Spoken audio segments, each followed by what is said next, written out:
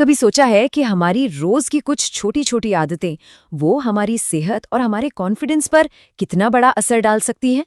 आज हम व्यक्तिगत स्वच्छता की इसी शक्ति को जानेंगे। तो चलिए इस बात को समझने के लिए हम सबसे पहले मिलते हैं मोलू से। मोलू की कहानी के जरिए हम देखेंगे कि उसे रोजमर्रा की जिंदगी में किन मुश्किलों का सामना करना पड़ता है। अब एक सवाल है, क्या लगता है मोलू जैसे किसी के लिए दोस्त बनाना आसान होगा? जरा सोचिए इस बारे में, क्योंकि यही सवाल हमें उस प्रॉब्लम की जड़ तक ले जाएगा जिसके बारे में हम आज बात कर रहे हैं। तो आखिर मोलू की प्रॉब्लम है क्या? देखिए, उसके बाल गंदे हैं, सांसों से बदबू आती है, कपड़े भी मैले कुचले हैं, और तो और नाखून देखो तो वो भी लंबे और गंदे। हाथ धोने जैसी बेसिक आदतें वो भी नहीं। ये सब मिलकर साफ सफाई की कमी की एक पूरी तस्वीर बना देते हैं। तो प्रॉब्लम तो हमने देख ली, पर इसका सल्यूशन क्या है?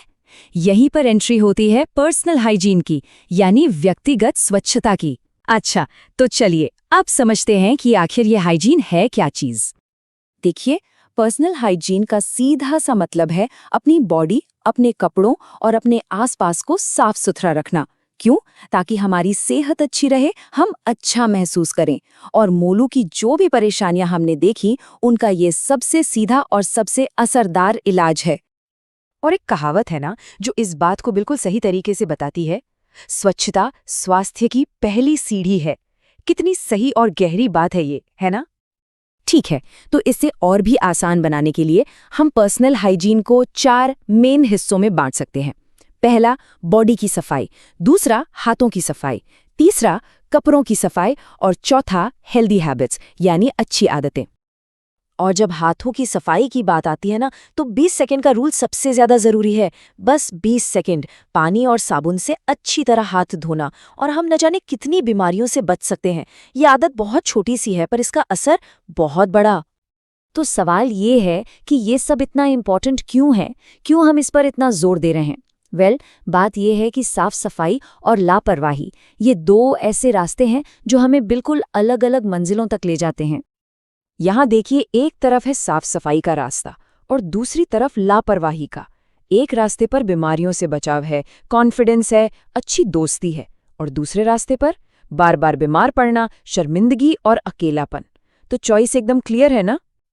अगर इसे और गौर से देखें तो पता चलता है कि साफ सफाई न रखने के जो बुरे नतीजे होते हैं, वो सब एक दूसरे से जुड़े हुए हैं। जैसे इन्फेक्शंस जैसी हेल्थ प्रॉब्लम्स होती हैं। इसकी वजह से स्कूल से छुट्टियां करनी पड़ती हैं, पढ़ाई में पीछे रह जाते हैं। और जब ये सब होता है तो दोस्त बनाने में भी दिक्कत आती है, जिससे कॉन्फिडेंस और भी कम हो जाता है। ये एक तरह का जाल है। तो सीधी सी बात यह है, जैसा कि यहाँ लिखा है, अस्वच्छता बीमारियों को न्योता देती है। ये एक सीधी सादी वार्निंग है जिसे हम अनदेखा नहीं कर सकते। पर एक मिनट, पर्सनल हाइजीन सिर्फ किसी एक इंसान की बात नहीं है। इसका असर हमारे आसपास के सभी लोगों पर पड़ता है। बिल्कुल वैसे ही जैसे पानी में पत्थर फेंकने से लहरें दूर दूर तक जाती हैं। तो ये एक टीम एफर्ट है, एक सामूहिक कोशिश। और ये कोशिश और भी जरूरी हो जाती है उन लोगों के लिए जिन्हें हमारे सहारे की जरूरत है, जैसे कि दिव्यांगजन। उनकी डिग्निटी, उनकी प्राइवेसी का सम्मान करना और बहुत प्यार और सब्र के साथ उनकी मदद करना, ये बहुत जरूरी है।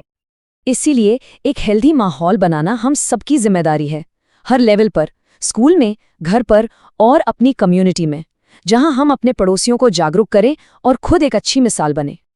तो अब तक हमने जो कुछ भी सीखा, चलिए उसे एक सिंपल से संकल्प, एक प्रण में बदलते हैं।